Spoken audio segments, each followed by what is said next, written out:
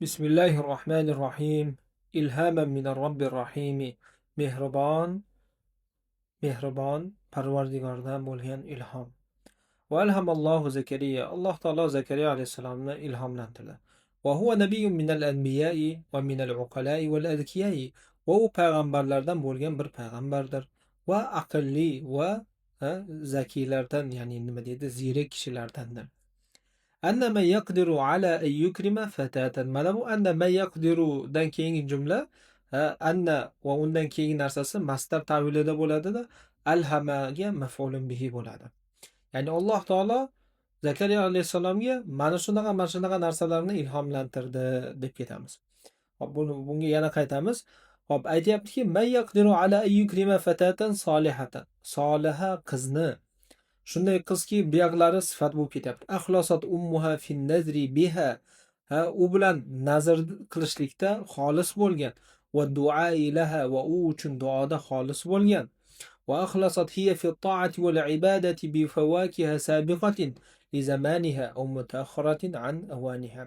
Va mana shu qizni o'zi ham o'z vaqtidan oldin kelgan yoki o'z vaqtidan keyin kelgan mevalar bilan toatda, ibodatda xolis bo'lgan qizni ikrom qilishlikka qodir bo'lgan zot. Mana yerda javobi keladi. Yaqdiru ayyaha bashayxan. Bir qari cholga hadya qilishlikka qodir. Qatta'ana fi sinni.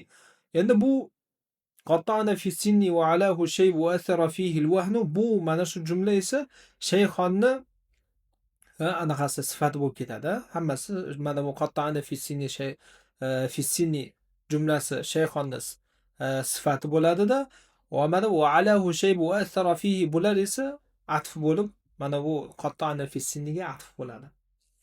Xo'p, demak qaranglar. Mana bunaqa deymiz. Yaqdiru ayyaha bashayxan qatta'ana fissini. Yoshda, mana bu yoshda qari bo'lgan, ta'ana fissini deb yoshi ulg'aygan degani. Va alahu shay bu, va unga qarilik oliy bo'lgan degani, bu ham qarigan demoqchida. Va fihi al-wahanu, va unda zaiflik ta'sir qilgan deymiz.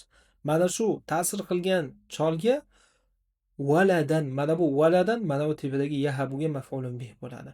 Ya'ni mana shunaqa cholga bola berishlikka qodir deymiz. Xo'p, bu bola ham shunaqaki qodin qata'a minhu ar-raja'u li'uluwi sinni. Yosh nima deydi? Yosh ulug' baland bo'lganligi uchun va uqri zawji, va ayol kishini bepushligi uchun yoki nima deydi, eri bepushligi uchun desak ham bo'ladi. Eri desak yaxshi. Va eri bepushligi uchun undan umid uzilgan bola edi deymiz. Hop, qaranglar, jumlamiz mana bunaqa bo'ladi. Hozir chizib ko'rsataman. Shunda hozir bizga asosiy kerak bo'lgan joylar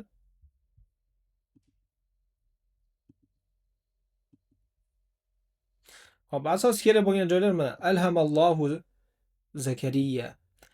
Hop, anna man yaqdiru an yukrima fatatan solihatan yaqdiru an yahaba shaykhan waladan. Mana shu asosiy joylar.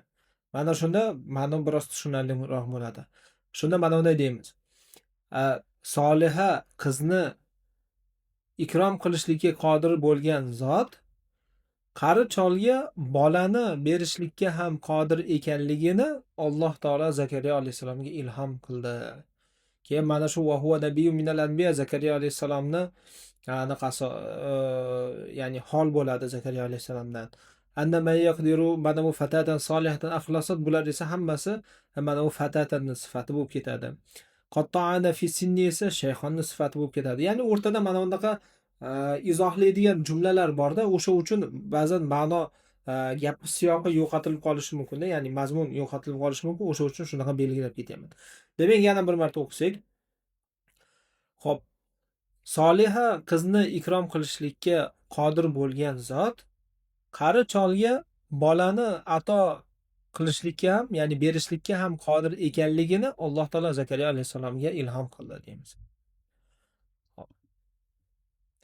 Endi vajaratil adatu alla yulada li rajulin fi hadhihi al-hali. Mana bu holatda bir kishini bolasi bola tug'ilmasligi odati joriy bo'lgan edi. Ya'ni odatda mana shu holatda bolaga bir kishiga bola tug'ilmas edi deyapti.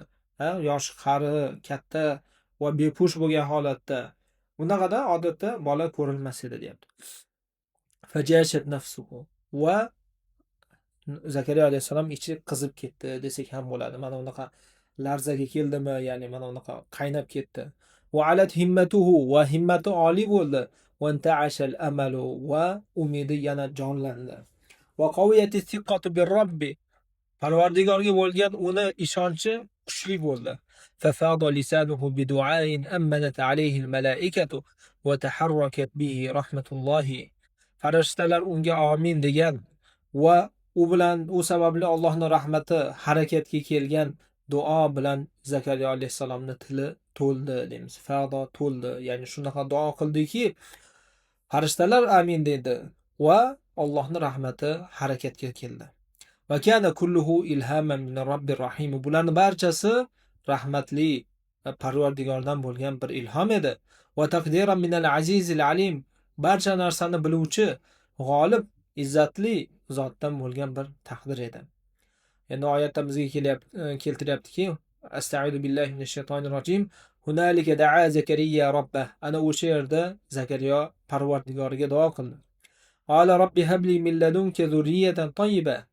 Ey Parvardigorim, o'z huzuringdan menga pokiza bir farzand bergin dedi. Albatta sen duolarni eshituvchi zotsan.